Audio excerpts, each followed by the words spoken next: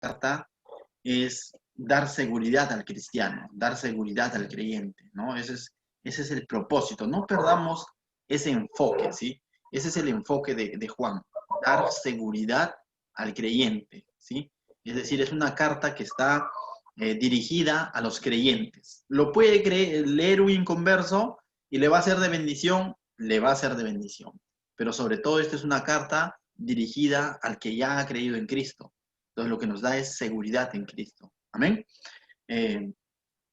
Mientras que si de pronto te dicen que le recomiendes a un inconverso y te dice qué libro de la Biblia puedo leer, recomiéndale el Evangelio de Juan. Porque el Evangelio de Juan, el propósito del Evangelio de Juan es para que crean. Y el propósito de la carta de Juan es para que tengan seguridad. Y el propósito del Apocalipsis es para que tengan esperanza en ese mundo venidero. Entonces, cada carta, cada escritura tiene un propósito.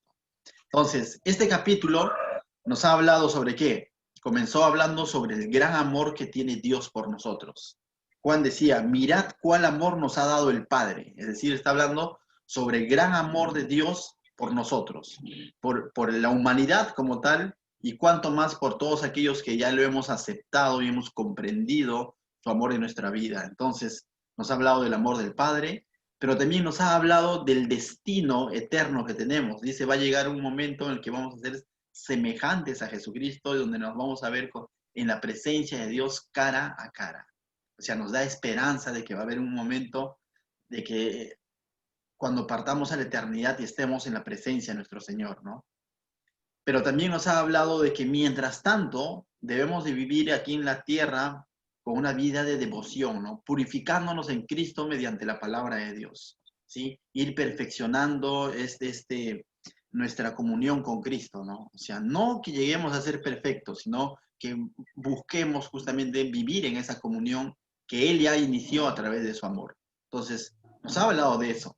Pero del verso 10 en adelante, hasta el verso 18 que hemos leído la semana pasada, Juan fue nuevamente, después de haber hablado con cariño, Juan nuevamente usa palabras y usa un contraste, él tiene esta peculiaridad de usar contrastes, usa un contraste bien directo. Te dice, ¿eres de Dios? ¿O eres hijo de Dios? ¿O eres hijo del diablo? Y pone incluso como ejemplo a Caín, lo que Caín hizo, ¿no? Entonces, dice, si eres de Dios, las cosas son así, así. Y si no eres de Dios, las cosas son así. Y mira, dice, y nos habla de que la evidencia de que somos de Dios, dice ese de que vamos a tener vidas en justicia, es decir, que vamos a hacer justicia en el sentido de que vamos a vivir bajo la justicia de Dios, como realmente justificados por Cristo. Es decir, lo que está diciendo es de que ya hemos sido justificados en Cristo, por lo tanto eso también nos demanda vivir bajo esa justificación. Es decir, ¿qué es justificación? Agrado, correcto a los ojos de Dios. Entonces tenemos que guiar nuestras vidas en una vida de obediencia a Dios. Y decía yo, ¿no? La obediencia no te hace hijo de Dios, pero si eres hijo de Dios, vas a tener una vida de obediencia. Y eso es lo que Juan nos dice, que los que son de Dios practican la justicia de Dios, agradan a Dios. Y lo segundo que decía era que también se manifiesta a través del amor al prójimo, ¿no? O sea, dos cosas. Una vida justa a los ojos de Dios, en Cristo, lógicamente, y amor al prójimo.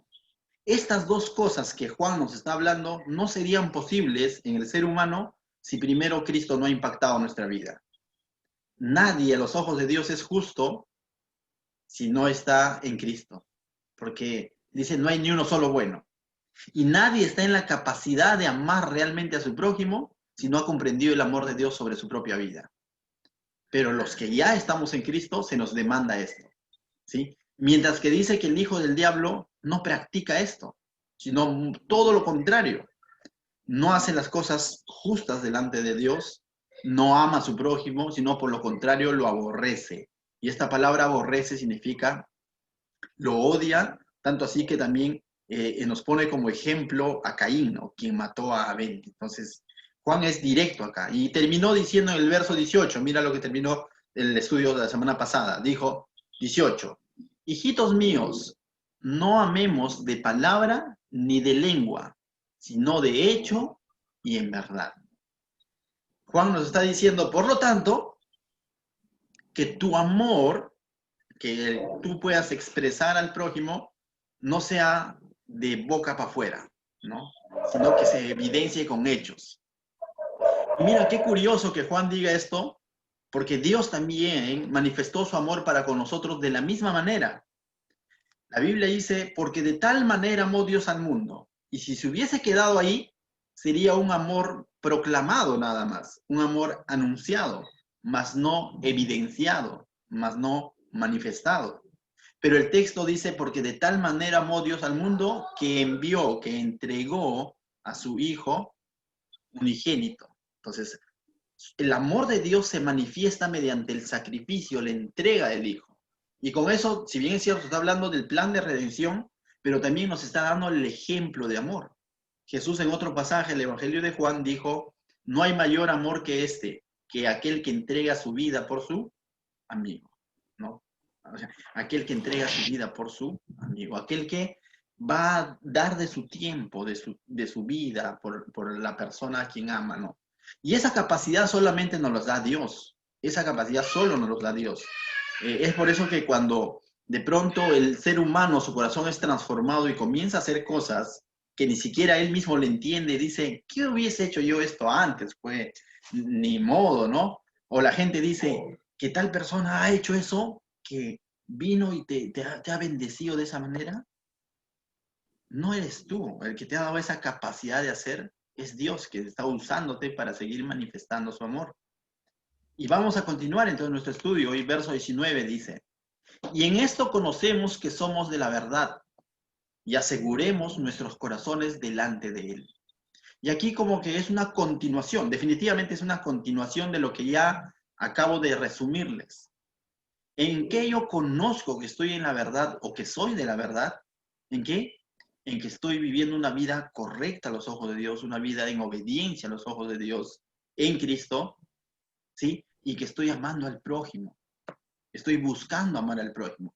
Probablemente no a la perfección, y probablemente esta carta te haya confrontado muchas veces y de pronto tú has dicho, chispas, yo no estaba haciendo eso, ¿no? Y de pronto como que... Pero recuerda, el ánimo de Juan no es decirte, hey, eres un hijo del diablo. El ánimo de Juan es decirte que así debes de vivir, buscando hacer lo correcto a los ojos de Dios, en Cristo, buscando amar al prójimo en Cristo, ¿no? Y ir perfeccionando eso, ¿no? Ir perfeccionando. No es que ni bien me convierto ya amo medio mundo, ¿no? Hay personas que decíamos que son difíciles de amar, pero la Biblia nos manda, nos demanda amar a ellos, menos aborrecerlos, ¿no? Menos odiarlos. Ahora, dices, yo estoy en un punto neutro, ni lo amo ni lo odio. ¿Sabes qué? La Biblia te dice que lo ames, no te dice que te quedes en el punto neutro, ¿no? Porque fácil sería decir, estoy en un punto neutro, ¿no? Pero la Biblia te nos demanda amar. Jesús no dijo, ¿sabes qué?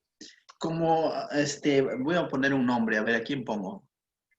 Anderson, ya, para que no se sientan ofendidos. Anderson. Anderson, de pronto, no es tan malo ni tan bueno.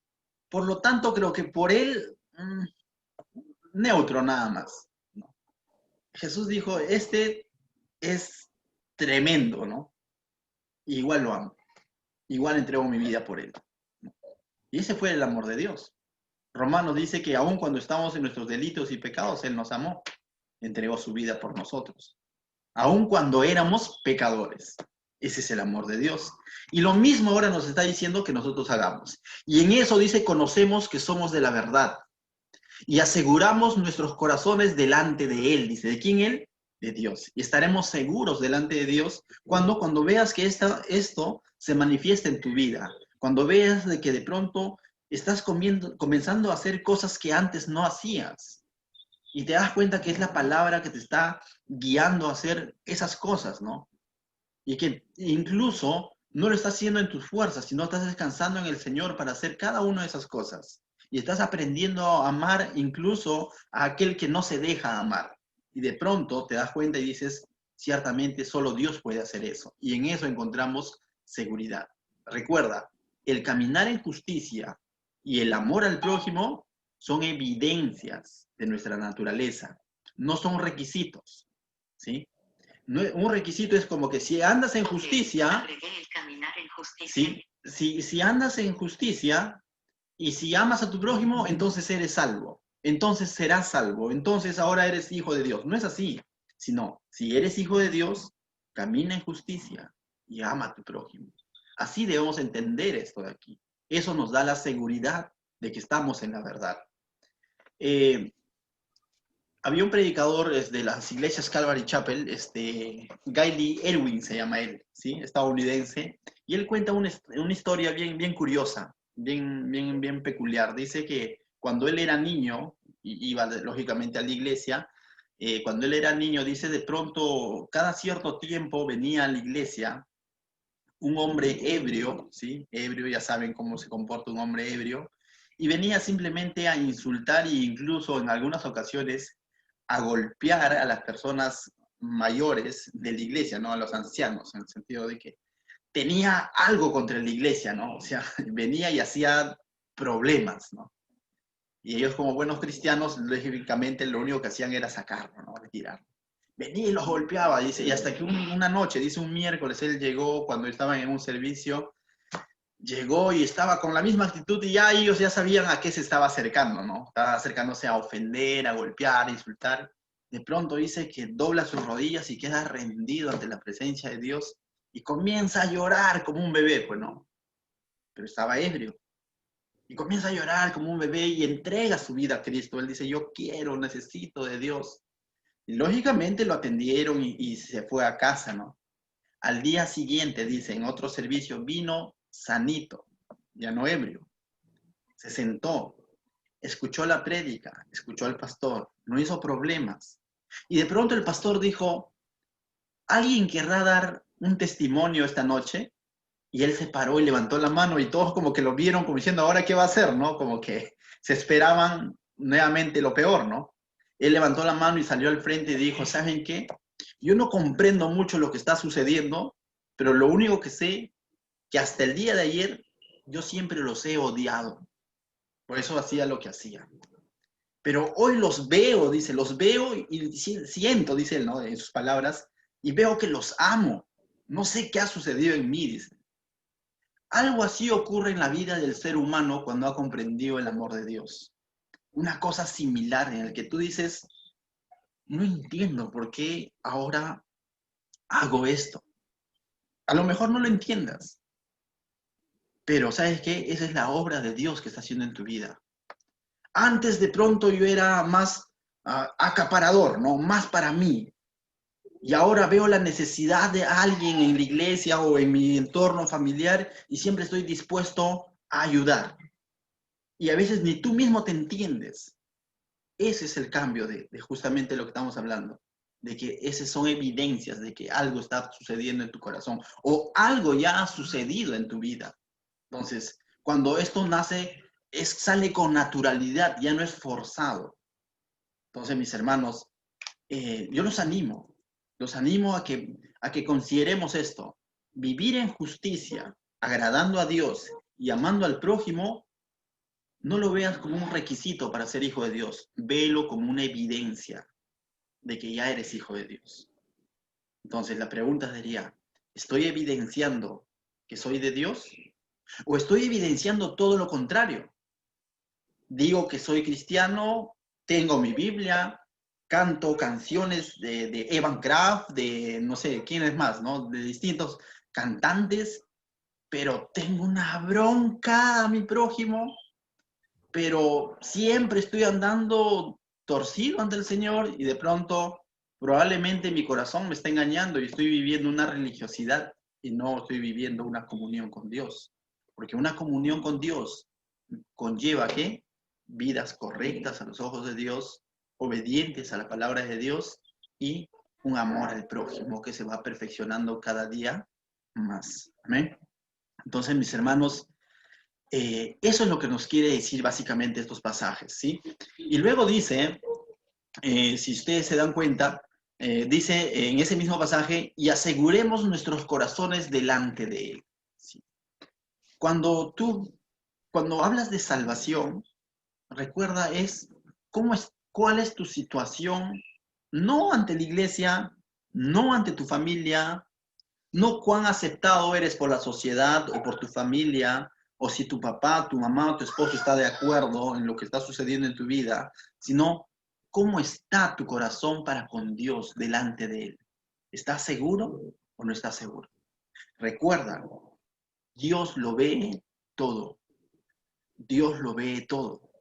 Y Dios es el único que puede dar fe quién realmente es su hijo.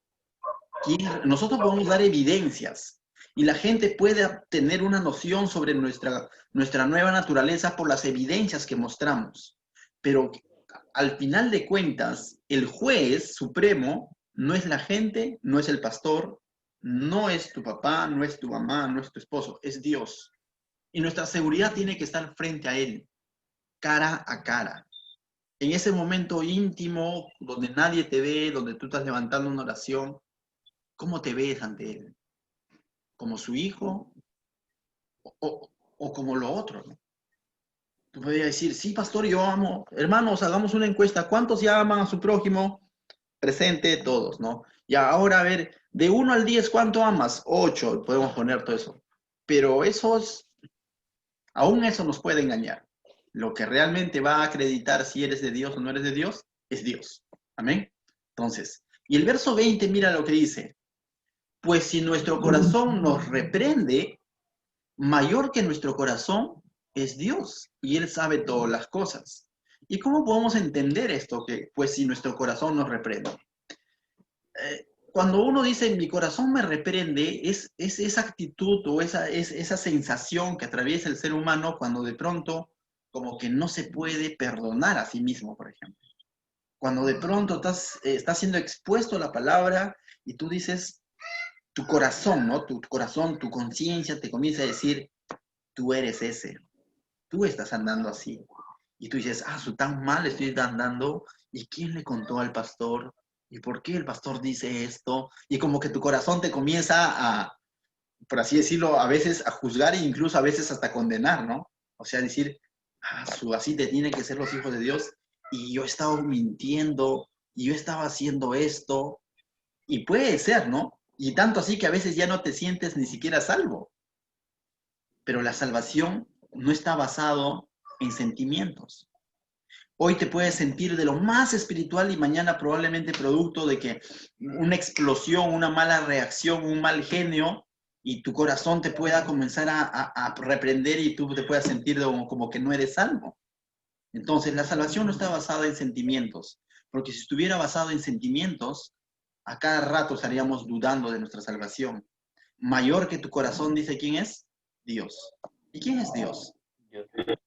Ese Dios de toda misericordia, ese Dios que todo lo sabe, ese Dios que sabe tus luchas, ese Dios que sabe que realmente ha sido porque has caído, ese Dios que sabe que cómo está tu comunión con Él, ese Dios que sabe que si realmente te estás arrepintiendo o si realmente tienes conciencia de pecado o no, ese Dios que sabe que si lo que estás haciendo es práctica o es caer en pecado, solamente Él sabe. De tal manera que si de pronto tu corazón te reprende y no te sientes salvo, recuerda, Él es el que te ha dado la salvación y Él es el que ha dicho que por tus pecados Él es el que ha muerto. Lógicamente, necesitas arrepentirte, necesitas reconciliar tu comunión con Él, pero recuerda, la última palabra no la tiene tu corazón ni tus sentimientos. La última palabra la tiene Dios. Y eso es lo que nos dice. Pues si vuestro corazón nos reprende, mayor que nuestro corazón es Dios. Él sabe todas las cosas. Así tú no te sientas salvo. Pero pastor, en mis primeros años yo estaba ahí firme y ahora el enemigo comienza a meter pensamientos como que pareciera que no eres. Arrepiéntete. Hay algo que está dañado en tu comunión. Pero recuerda, Dios te ha prometido salvación, vida eterna, restauración. La Biblia dice que abogado tenemos en Cristo. Amén.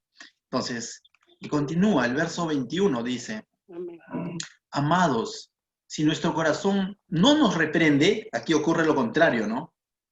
Cuando no te reprendes, cuando te sientes salvo, pues no, o sea, su mejor que yo no hay, dice, ¿no? Hoy he orado 2 horas, pastor, le gané al pastor. Pastor ora 10 minutos nada más. Entonces, hay casos también. O también hay casos donde estás tan confiado de tu salvación. ¿Por qué? Porque justamente estás en una correcta comunión con Dios, dice, pero dice, confianza tenemos en Dios. Sigue confiando en Dios. Continúa confiando en Dios. Es interesante ver este texto, pero no confíes en tu corazón. El hecho de que tu corazón no te reprenda, no te confíes, que tu confianza siga ¿en quién? En Dios. Porque tu corazón te puede pasar una mala jugada. Dios. Veámoslo de otra manera. Aquel que dice, no, yo lo que he hecho eso, no creo que esté tan mal. Yo creo que igual soy salvo, porque yo hice mi oración una vez. Tu confianza no tiene que estar en tu oración o cómo te sientes tú hoy. Tu confianza está ¿en quién? En Dios. Por eso es que Juan en 1:6, si retrocedemos, este mismo libro, en el 1:6, capítulo 1, verso 6, mira lo que decía. Dice, si decimos que tenemos comunión con Él y andamos en tinieblas, mentimos y no practicamos la verdad. O sea, ten cuidado, ¿no? No vaya a ser que te estés autoengañando, ¿no? Lógicamente esto yo se lo diría a alguien que no es creyente, ¿no? A alguien que tiene ese pensamiento de decir, no necesito andar en obediencia, no necesito estar en comunión con Dios, simplemente yo ya hice mi oración, además no me siento tan mal cuando peco, pastor. A ese yo le dirías, bueno, tu corazón no te está reprendiendo porque tú te sientes bien, pero recuerda, no te vayas a autoengañar. Tu confianza tiene que estar ¿en quién? Dios. Y si tu confianza está en Dios, lógicamente es porque hay una comunión con Dios. Pero aquel que no cultiva una comunión con Dios, muchas veces se va a dejar llevar por religiosidad, ¿no? Dice que al Señor Jesús una vez vinieron, le dijeron, ¿cómo se llama? Pero si en tu nombre hicimos tantas cosas, ¿no? Y Él les dijo, apartados de mí, hacedores de maldad. Dice que hasta los demonios creen y tiemblan. Pero los demonios no tienen una comunión con Dios. Ese es un creer intelectual. Entonces no podemos pretender que porque hicimos una oración de fe, o porque dijimos, sí, yo creo que Jesús existe, pero no hay ninguna transformación en mi vida, no guardo una comunión con Dios, me estoy autoengañando, como está diciendo Juan en el 1:6, ¿no? Dice, lo vuelvo a leer, dice, si decimos que tenemos comunión con Él y andamos en tinieblas, mentimos y no proclamamos la verdad. Me estoy mintiendo. Porque todo aquel que ha creído de verdad, ¿qué es lo que va a cultivar? Una comunión con Dios. Y al cultivar una comunión con Dios, justamente va a andar en justicia. Y cuando anda en justicia, va a amar a su prójimo. Amén. Entonces, nuestra confianza tiene que estar en Dios. Y para que haya confianza en Dios, tiene que haber comunión con Dios. Si no hay comunión con Dios, es religión nada más. Eso es religiosidad. Y mira, cuando hay comunión con Dios, ¿qué es lo que sucede? Va a suceder convicción. Convicción de que tengo la salvación de Dios. Pablo en el libro de Romanos dice lo siguiente, en el 8:16 dice, el Espíritu mismo da testimonio a nuestro espíritu de que somos hijos de Dios. ¿Quién le da testimonio, convicción a tu espíritu de que eres un hijo de Dios? ¿Quién dice? El Espíritu mismo. Y cuando dice Espíritu mismo está con E mayúscula, el Espíritu Santo. Y esa promesa del Espíritu Santo, ¿para quiénes eran? Para todos aquellos que han creído en Jesucristo. Somos templos del Espíritu Santo. Entonces te va a dar convicción de que eres un hijo de Dios. Él te va a dar convicción. Amén. Entonces, mis hermanos, eso es lo ideal. Lo ideal es ser un creyente que está en comunión con Dios y está confiado y creído en la promesa de Dios, no tanto en su corazón. Se sienta como se sienta, él está confiado y creído porque está buscando de Dios, sabe la promesa que tiene en el Señor. Eso es lo ideal. Pero puede ocurrir lo otro, que me sienta mal y piense que he perdido mi salvación, puede ocurrir. Pero no es lo ideal. Mayor que tu corazón es el Señor. Amén. Y continuamos.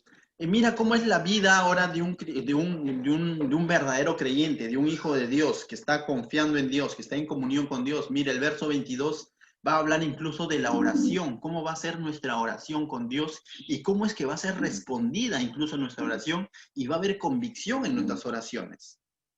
El verso 22 dice, Y cualquier cosa que dice, pidiéremos, la recibiremos de Él, porque guardamos sus mandamientos y hacemos las cosas que son agradables delante de Él. Nuevamente vemos aquí obediencia. Nuevamente eso de guardamos sus mandamientos es obediencia a su palabra, obediencia a su consejo, obediencia a sus principios.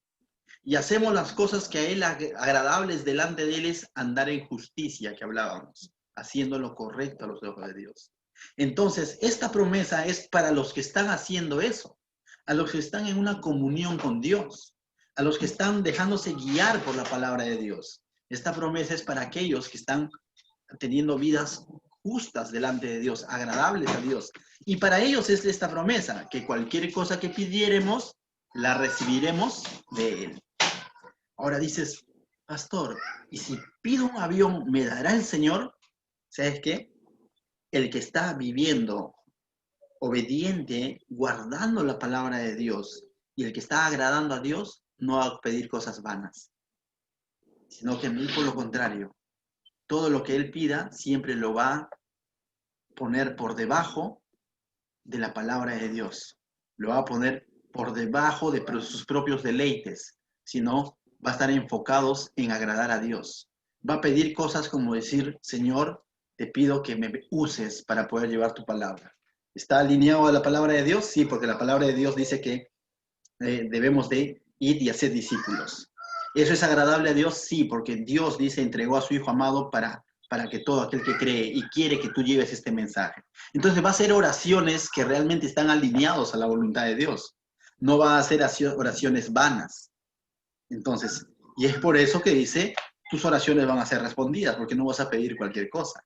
No vas a pedir cosas para tu deleite, sino para agradar a tu Padre, para agradar a Dios. Entonces, se va a cumplir este versículo. De lo contrario, muchas veces he visto que este versículo se usa como un amuleto, ¿no?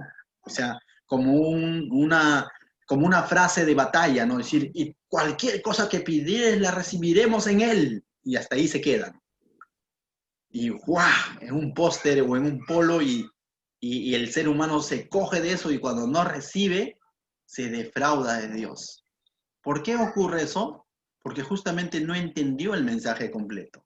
El mensaje completo es de que ese cualquier cosa que pides siempre va a estar alineado a la voluntad de Dios en la medida que estás guardando sus mandamientos y estás agradando a Dios. Entonces, ese es el mensaje completo. Jesús en Juan 15:7, en el Evangelio de Juan 15:7, dijo algo muy similar, muy similar. Él dijo lo siguiente: si permanecieseis en mí y mis palabras permanecen en vosotros, hasta ahí, ¿qué significa eso? Comunión. Permanecer con la mirada en Cristo, el autor y consumador de la fe. Y sus palabras en nosotros, ¿qué significa eso? Guardar sus mandamientos, atesorar su palabra, vivir su palabra. Entonces, dice Jesús, cuando en Juan 15:17, dice, y mis palabras permanecen en vosotros, entonces dice, pedid todo lo que queréis y os será hecho. Nuevamente, otro texto que lo hemos escuchado, pide todo lo que quieras, decláralo y va a ser hecho, pero no quiero cumplir la primera parte. No quiero tener una comunión con Dios, no estoy siendo obediente a su palabra, pero sí pretendo apoderarme de la promesa. No se va a dar. Apodérate de la promesa completa. Permanece en el Señor, que su palabra permanezca en ti. Entonces todo lo que pidiereis, todo lo que pidiereis siempre va a estar alineado a la voluntad del Padre. No vamos a pedir vanidades, sino vamos a pedir algo que sea de bendición para nuestra vida, nuestra familia o para alguien más. Y definitivamente que Dios lo va a cumplir, porque son peticiones que son a su agrado, conforme a su voluntad, ¿no? Ahí viene el hágase tu voluntad que decía el Señor Jesús. Amén. Entonces, interesante ver. Entonces, cuando estamos en una comunión con el Señor, ya como hijos de Dios, esa es la característica del creyente, que guarda una comunión con el Señor. Entonces, aún sus oraciones van a ser respondidas, van a ser cumplidas. ¿Por qué? Porque es una oración correcta a los ojos de Dios. Entonces, mis hermanos,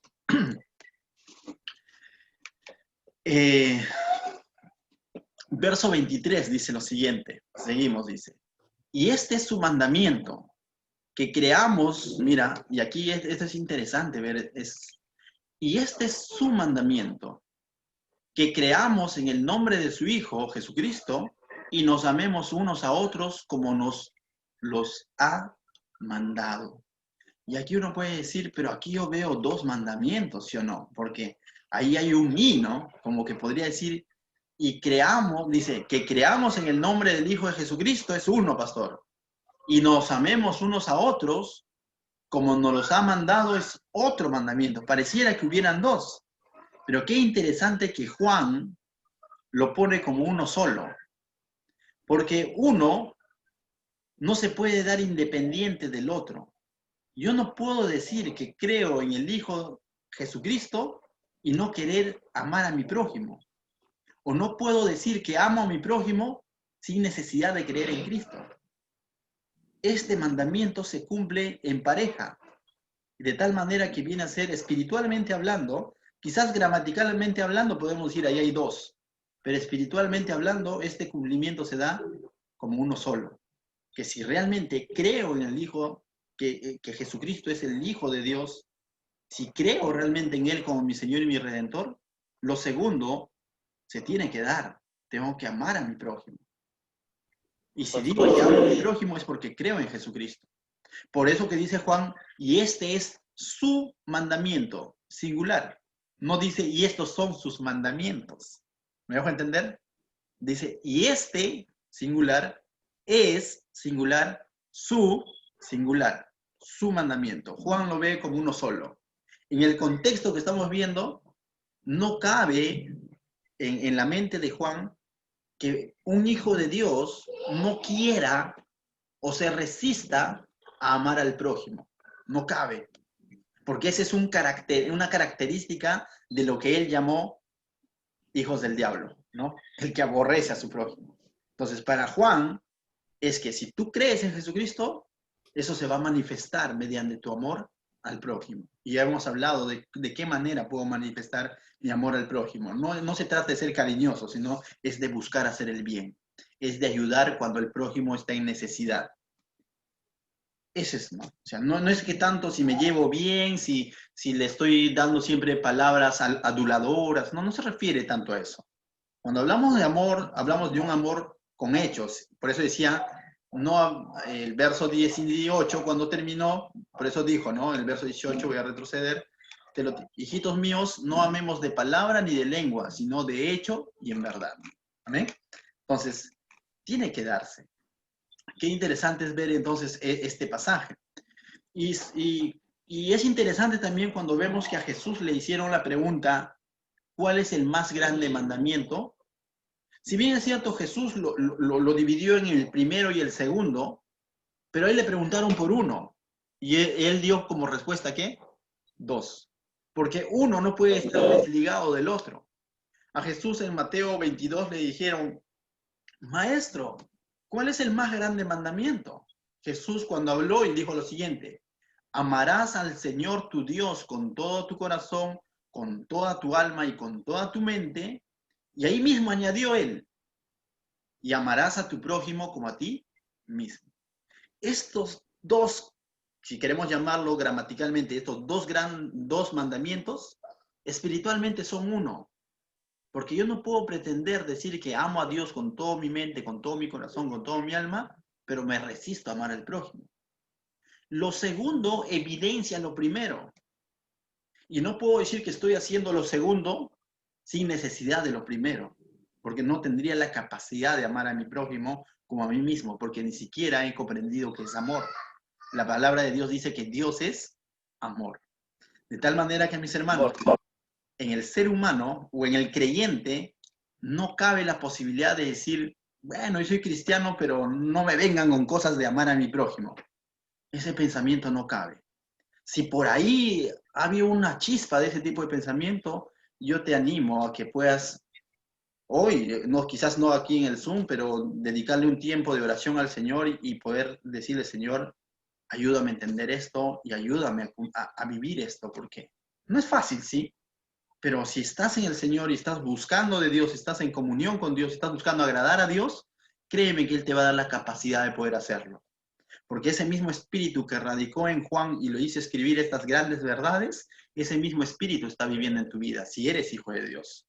Si no lo eres, ahí sí fácilmente vas a decir, no va conmigo. Ahí sí fácilmente puedes decir, esto no va conmigo. Y tampoco es ya tu libre albedrío, ¿no? Pero yo en mi corazón creo que estoy hablando con personas creyentes que estamos entendiendo que estos principios, si bien es cierto, no solamente es una evidencia en nuestro cristianismo, sino incluso es un mandamiento dado por el Señor. Amén. Verso 24, para terminar, y con esto terminamos el capítulo. Mira, qué interesante.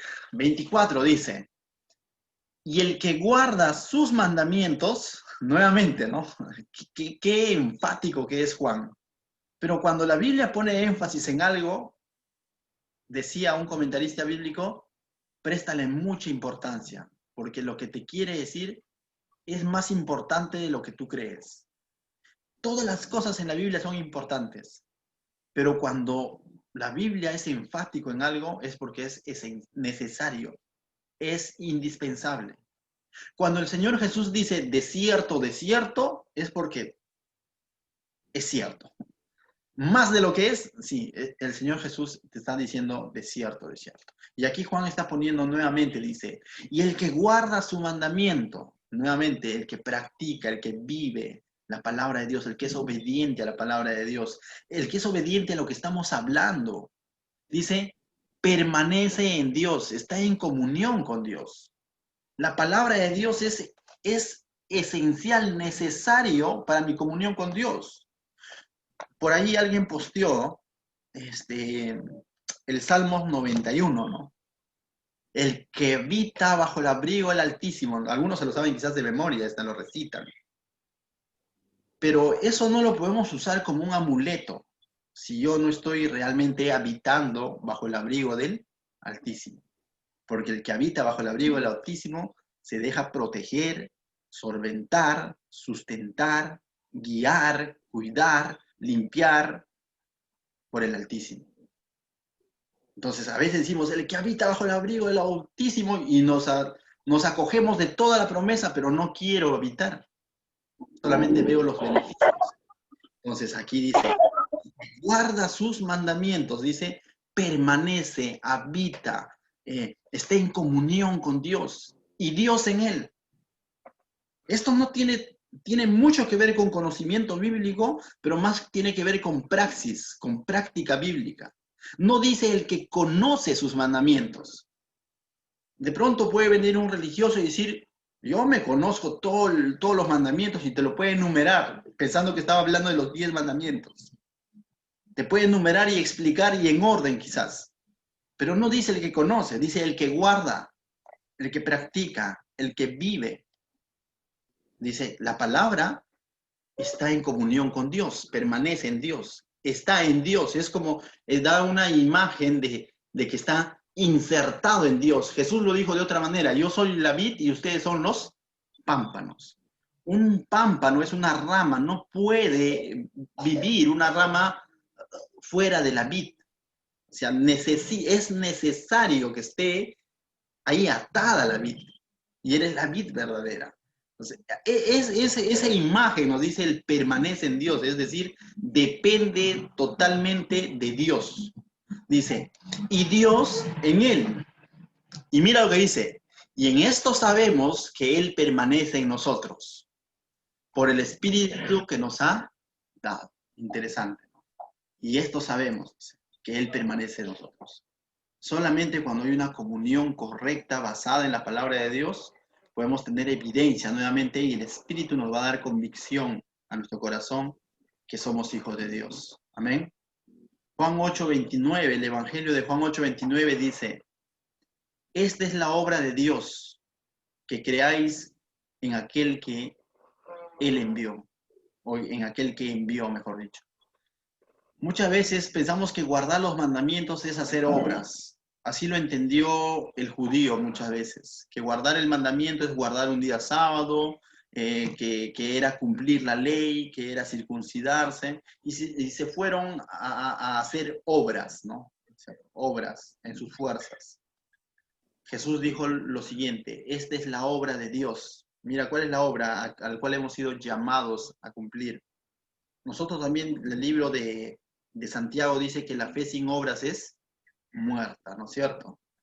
El libro de Efesios 2, 8, 9, 10 habla sobre la salvación y dice el verso 10, hechuras suyas somos, dice, creados en Cristo Jesús para buenas obras. Y uno dice, ¿nosotros somos llamados a obrar? Sí. Si guardamos sus mandamientos, permanecemos en Dios, se tiene que evidenciar mediante frutos, mediante obras. Pero ¿sabes cuál es la mayor obra que puedes hacer como creyente? Por así llamarlo obra. Jesús lo dijo, esta es la obra de Dios, dice, que creáis que Él envió. Dios hizo una obra maestra. Y justamente te dice, cree en Jesucristo. Pero no dice, cree en el sacrificio de Cristo. Interesante. No dice que tú creas en el sacrificio de Cristo, nada más. Cree en Jesucristo, en el Señor, el Hijo de Dios que hizo, que se sacrificó. Entonces, nuestra permanencia no está en que creamos intelectualmente en su sacrificio. Nuestra permanencia, el estar en constante comunión con Dios, está en que sabemos que Él es el Hijo de Dios. El sacrificio fue parte de su plan redentor, pero la idea es creer en Él, que nuestra confianza esté en Él. No en que yo hice una vez una oración, no en eso. Yo creí, sí, yo creo que Jesús murió por mí, pero no me dejo guiar por ese Jesús. Así es que, mis hermanos, es interesante haber estudiado hasta este punto el Evangelio de Juan. Yo creo que el Señor nos ha hablado a cada uno de nosotros. Hay cosas que quizás dices, no doy la talla para lo que Juan está diciendo ahí. Como que no doy la talla, como que no, todavía tengo ahí ciertas cosas que no me permiten amar al prójimo. Puede ser, pero ahora que ya conoces lo que la palabra de Dios habla en cuanto al amor al prójimo, sería bueno que tú puedas decir, Señor, ayúdame a solucionar este asunto. Y eso también habla de humildad, ¿no? Decir, Señor, ayúdame. Eso habla de un corazón que está dispuesto a ser guiado por la palabra de Dios. Entonces, mis hermanos, quizás no damos la talla. Quizás tu corazón te ha reprendido esta noche. Decir, tú no eres uno de esos. Pero recuerda, mayor que tu corazón es Dios. Y Dios es toda misericordia, toda gracia, todo perdón. Y abogado tenemos en Él. Amén. ¿Qué tal si cerramos nuestros ojos y oramos para luego pasar al tiempo de comentarios? Padre mío, Señor, te doy gracias esta noche porque tú nos hablas, Señor, a través de estos pasajes, Señor. Confronta, Señor, escudriña, Señor, nuestro corazón, Señor. Tú disciernes nuestro corazón, Señor. Y reconozco, Señor, que quizás en muchos momentos no hemos andado, Señor. No necesariamente hemos amado o hemos manifestado amor al prójimo, Señor, sino no hemos andado en justicia, Señor. Y es más, en algún momento quizás más hemos agradado nuestros ojos que agradarte a ti, Señor. Pero hoy entiendo, Señor, que las evidencias de un verdadero creyente, Señor, que guarde comunión contigo, Señor.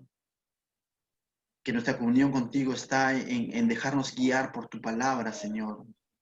En buscar el bien del prójimo, mi Dios. En buscar hacer el bien al prójimo, Señor. En estar dispuestos a hacer, Señor, no solamente a decir que soy cristiano o a decir que amo a mi prójimo, sino a demostrarlo, Señor, así como tú demostraste en la cruz, Señor. Así como tú enviaste a tu Hijo amado, Señor, y ahora nos demandas que podamos creer en Él, pero creer de verdad, Señor. Creer que Él no solo es nuestro Salvador, sino nuestro Señor, a quien debemos de seguir, obedecer, a quien pertenecemos, a quien debemos dejar que guíe nuestras vidas, Señor. Gracias yo te doy, Señor, por cada persona que ha escuchado tu palabra esta noche. En el nombre de Cristo Jesús. Amén. Muy bien, hermanos, hemos terminado.